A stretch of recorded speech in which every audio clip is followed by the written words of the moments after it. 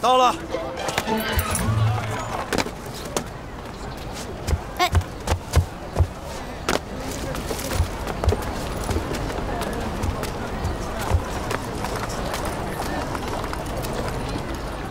你们在此等我片刻。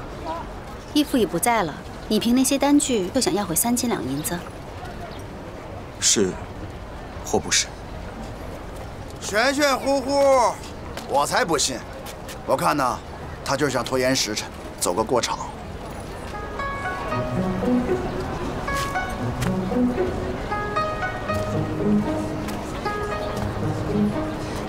金兄，可敢与我赌一场？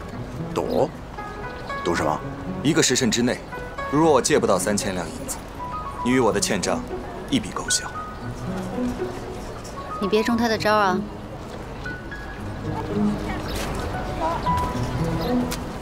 你有银子存在这儿？没有。你有可抵押的家产？没有。你在南都有相熟的大户人家？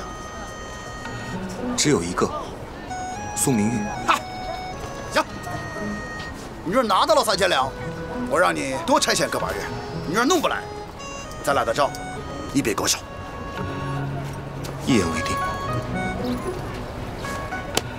哈哈哈！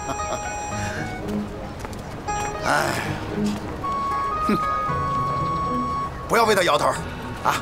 哈！就凭这些积了灰的破纸，你就张嘴管我要3000两文银，荒唐！文老走了，资产本该属于云台，可是现在多半却到了莫言您的手中。您说，如果门主知道了，他会怎么样？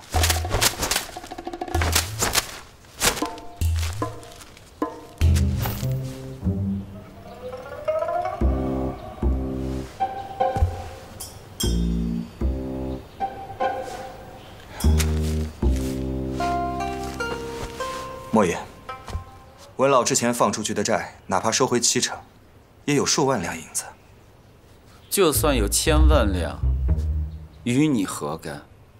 你擅自跑到南都来插手文聪后事，云香，我看在你是门主亲传弟子，我才想跟你井水不犯河水。擅自？那这么说，我进南都城，还需要莫言您的恩准了。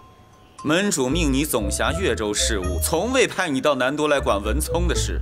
莫爷果然是手眼通天。云香，我让着你，切勿得寸进尺，打秋风打到自己人头上，好自为之。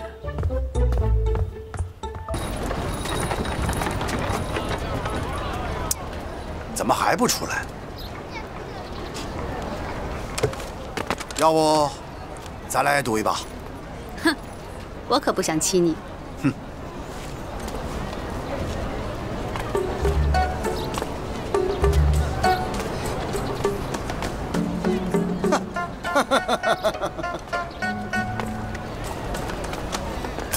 哎呀，不曾想分离来得如此突然。云香兄，告辞了。金兄，当真要走啊？愿赌服输嘛，咱们江湖再见啊！你这一走，我必是百死一生。哎呀，不是还有舒亚楠吗？金兄，你在我心目中才是真正的一代豪侠。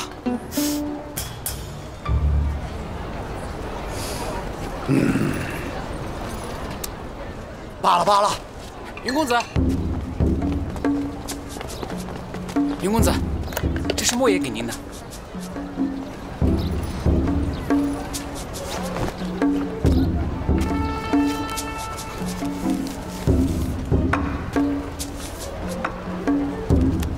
他奶奶的！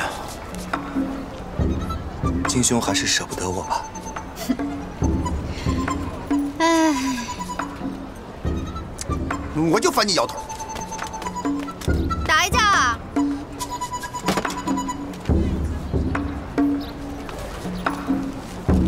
这广汇庄的莫老板，也是你们的人？管他是不是呢，起码他是钱庄。